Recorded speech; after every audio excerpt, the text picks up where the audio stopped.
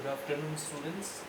Myself Rajat Paul. I will be taking your computer for this session, this 2020 and 21 session. Okay. So our first chapter, what we have is data storage media. Okay. Well, I will just give a brief explain. I will briefly explain this chapter quickly. Okay. So basically, I will start with what is computer.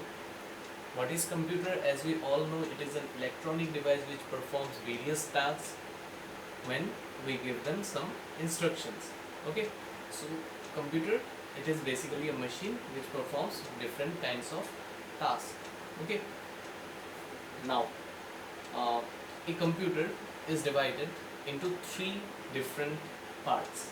Okay, the three parts of a computer are input, processing, and output. Okay, so what is input?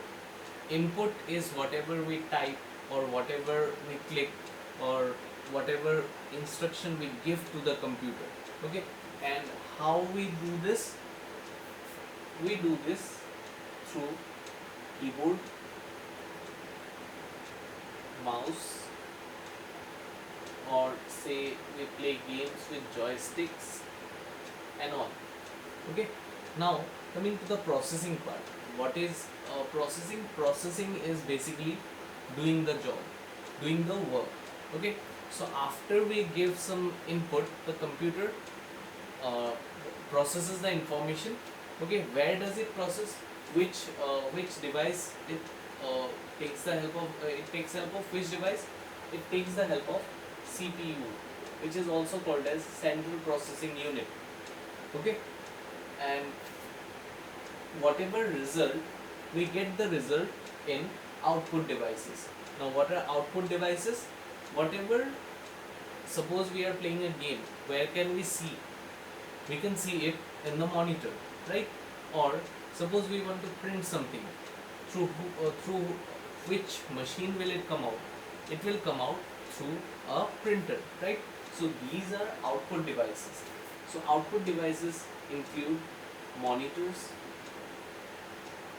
or say printers, and there are many more. There are many more devices which comes in output as well as input devices. Okay, now coming to this part, we have read about both these parts in smaller classes, right? So coming to this part, processing. So whenever, suppose suppose if I give to learn you a chapter, learn some question answers from a chapter, what will you do? See, I am giving you, that is my input, right? Now what will you do? You will learn it somehow. How? That thing will be done by your brain, right? So CPU is also called as the brain of the computer, right? CPU is also known as what? The brain of the computer. What it does? It takes input, it processes, then it stores, and it gives output. Okay, so uh, our first chapter is all about storage. What type of data storage media are there in computer? The different types of data storage medias in computer. Okay, now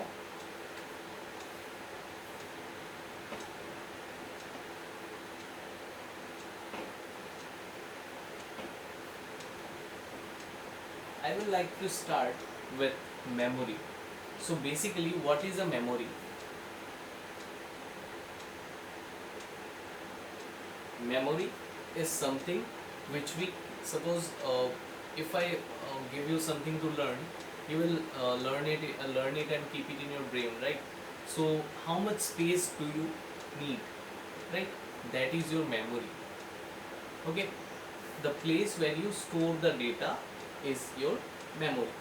Okay, now memory is memory can be measured. in computer, memory can be measured in mathematical terms.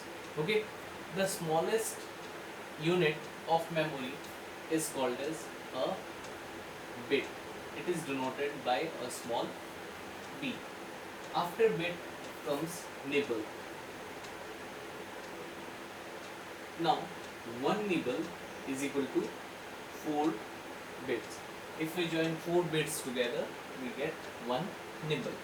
Okay. After that, we have byte. So, what is a byte? One byte is equal to 8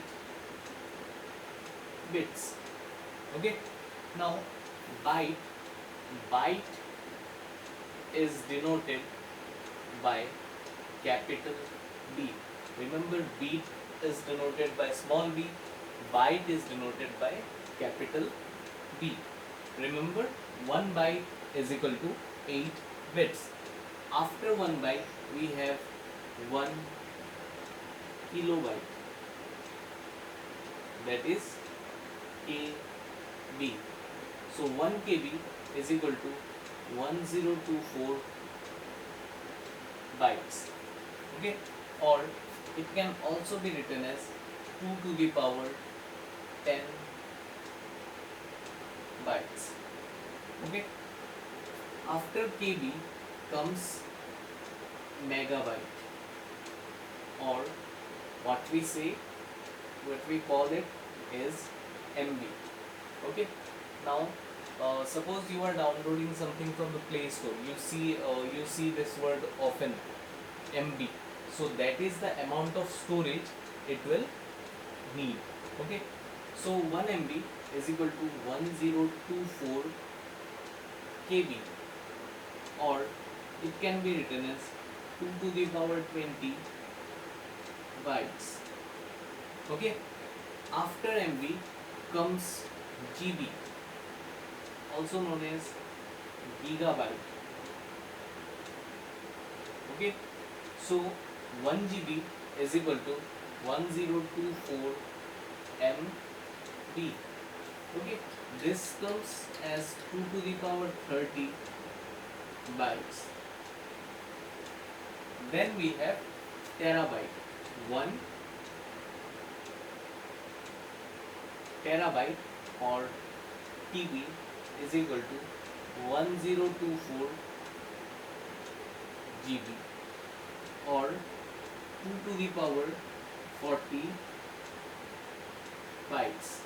Okay, lastly we have 1 petabyte or PB, which is equal to 1024 TB, or it can be written as 2 to the power 50 bytes. This thing is important. Okay, note this down, pause the video and note this down in your copy.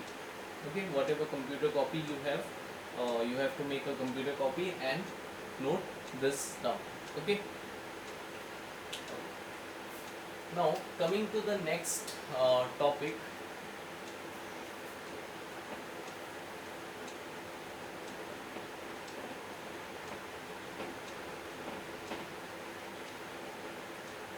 Okay, this earlier topic was how can we store. Okay, it was about the amount of storage we have in our computers. Okay, next we have types of memory, different types of memory. Basically, memory can be divided into two parts. Okay, one is primary memory and the other one is secondary memory. Okay, now what is primary memory? Primary memory is also called as the main memory of the computer. Okay, whatever memory we already have in the computer from the beginning, that is our primary memory. We have two types of primary memory. The first one is RAM and the second one is ROM. Okay, now what is RAM? RAM is basically, if you have ever opened a CPU, okay, if you have ever seen a motherboard, then you will find RAM is a small chip. Okay, the size of RAM varies. It can be 2 GB, it can be 4 GB, it can be 8 GB, and so on. Okay, it depends. It differs from one computer to another. Okay, now coming to ROM. What is ROM? ROM is the amount of memory we have in our hard disk. Whatever memory we have in our hard disk is called as our ROM. Okay, now come to secondary memory. What is secondary memory? Secondary memory is any memory which comes from outside the computer. Okay, like a pen drive. Pen drive is not inside the computer, right? We need to put it in a USB drive to use it. So that is from outside the computer. So that is called as a secondary memory. Okay. Secondary memory can be like pen drives, CDs, DVDs, floppy disks, etc.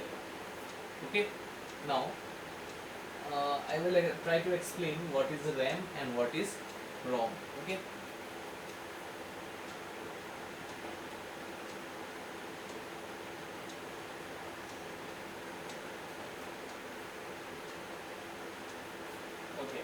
I will give you the difference between RAM and ROM. So RAM and ROM. The first difference between RAM and ROM is its how it is expanded. Okay, RAM can be expanded as random access memory, and ROM can be expanded as read only memory. Okay, now what is the second difference? See, the memory in RAM is not permanent, it is temporary memory.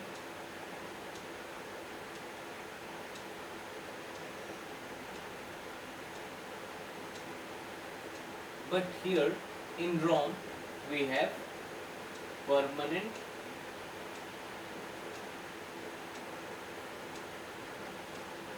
memory. The memory is temporary here in RAM and permanent in ROM. Okay. Next, number 3. Just because it has temporary memory, it is called volatile in nature, and this is called as non-volatile.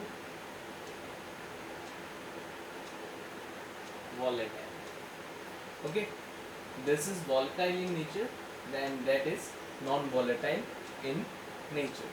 Okay, so these three are the basic differences between RAM and ROM.